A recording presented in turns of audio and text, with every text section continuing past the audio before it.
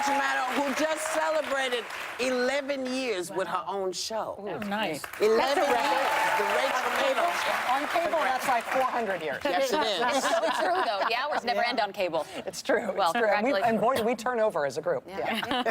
All right, That is so true.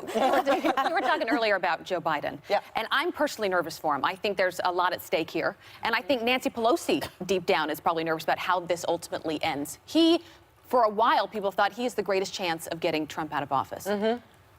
Every time he's in a headline and his son's in a headline, do you think that's good for? Is he handling this well? Are you nervous just because you think he's running a poor campaign, or you think that? I like Joe Biden, and I think he's someone that could do great things in terms of bringing character back to this country. I'm nervous that all of this will end up hurting him the most. Well, I mean, when you're at the top, people take shots at you. Yeah. And he's been the front runner from the very beginning, ever since before he even got into this Democratic race. And with 20-whatever-thousand candidates running on the Democratic side, to have one clear front runner for all this time has been a big deal. And so he's going to take the shots. Has he handled it well, though, How he handles so far? the shots is another matter. I mean, I think you have to wait till you get closer to the general election to see what it's going to be like if it's him versus Trump. But the Democrats have a real fight on their hands now, too. He started as the front runner. Elizabeth Warren is right now topping him in some national polls. Trump has come after her in totally different ways and sort of, to my mind, sort of racist ways. Has he stopped the Pocahontas thing? He has, but he says he's going to bring it back later. Once we give Chief Fields a little chance to forget about it, and then bring it back later and suck him. And it's kind of early, isn't it? Yeah. So still early. Democrats have a debate next week. They're going to have 12 people on the stage next week. It's too many. early. Oh my God, pray for those moderators, those poor people. You've been there. I have been there. Why do you think I'm such a mess? That's why you fell. I mean, Is that what happened to your foot and you lied about the whole I fell thing? down, but I believe it was the debate. I believe it was. You know, I was trying to figure out what I wanted to ask you, and I was thinking about it last night. And I have the unique experience that I briefly worked at MSNBC. I worked at Fox News for much longer. I obviously work here now. I don't know what that was. And I would like to say, you know, it's interesting being in the underbelly of both places. Yeah. And conservative media dominates liberal media across the board. In ratings, their viewers are more loyal. I know that you were friends with Roger Ailes.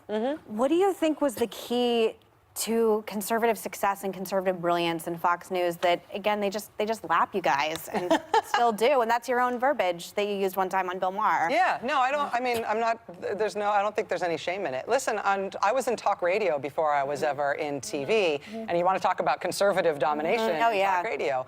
I mean, part of it is that the conservative media world has set itself up as, you can only come to us, don't believe anybody else, everybody else is against you, we're the only people who will tell you anything that you need, and you should not read the paper and not trust any other sources of news.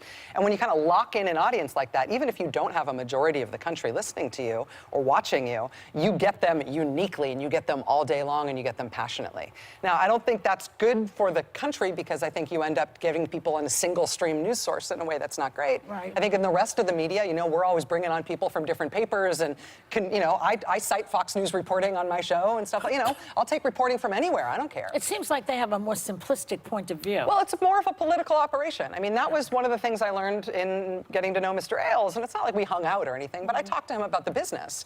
And he really approached the business as a political operative who was trying to get Republican candidates elected and trying to move the Republican Party to the right. And he was running that as a constant campaign.